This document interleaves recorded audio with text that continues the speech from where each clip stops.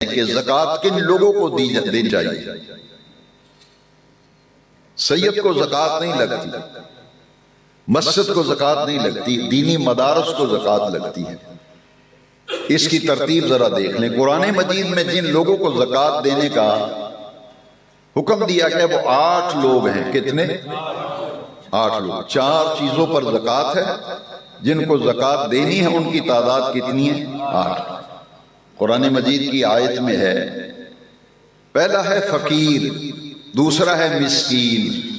فقیر سے مراد یہ ہے کہ جس کے پاس اپنا مکان ہی نہیں، جس کے پاس اپنا کوئی مکان نہیں، اس کے پاس اس کی کوئی جائیداد نہیں، پراپرٹی نہیں ہے، یہاں تک کہ اس کے پاس رہنے کے لیے مکان بھی نہیں ہے، وہ کرائے کے مکان پہ رہتا ہے یا کہیں گزر اوقات مشکل سے ہو رہی ہے اور تنگ دست ہے، اسے کہتے فقیر۔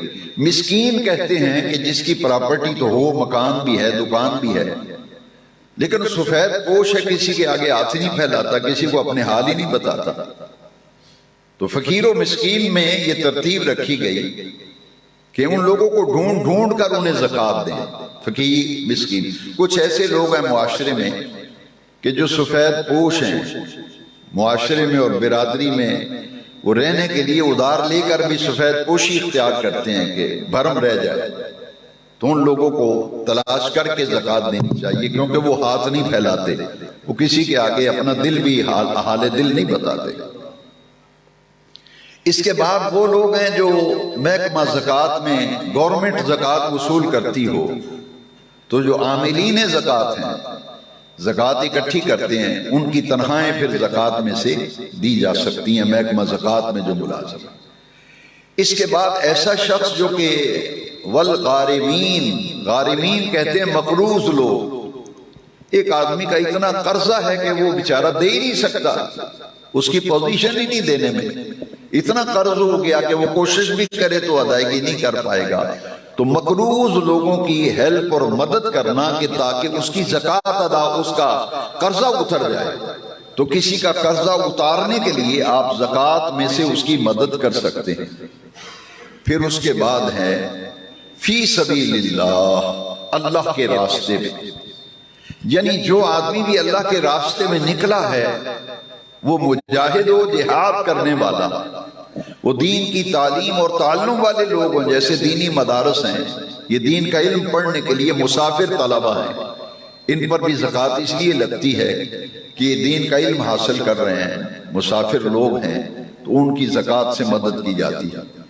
ایک آدمی تھانے میں پکڑا ہوا ہے، یا کوئی اس کا کوئی کسی کے پیسے دینے ہیں، یا کسی کو جرمانہ ہوا ہے، یا اس سے کوئی آدمی قتل ہو گیا، اس نے دیت دینی، قصاص دینی، اس کے پاس پیسے ہی کوئی نہیں، وہ جیل میں مر رہا ہے، کسی نے اسے پکڑ لیا ہے، تو اس کو چھوڑانے کے لیے جو آپ ہے زکوٰۃ میں سے اس کی مدد کر سکتے ہیں۔ اور ایک ہے مسافر۔ مسافر وہ ہوتا ہے کہ جو گھر میں تو اس پہ زکوٰۃ فرض ہے، آپ میں سے کوئی ایسا آدمی جس پر خود زکوٰۃ فرض ہے، لیکن وہ حج کرنے گیا ہے مثال کے طور پر، اس کے پیسے ختم ہو گئے ہیں، یا اس کے پیسے چرا لیے کسی نے، اس پہ زکوٰۃ فرض ہے، لیکن ہے وہ حالت سفر میں، اب اس کی ضرورت کو اگر پورا کرنا ہے تو زکوٰۃ کی مد میں سے اس پر خرچ کر سکتے ہیں۔ اسے قرآن کی آیت میں ترتیب آئی ہے وابن السبیل، یعنی مسافر۔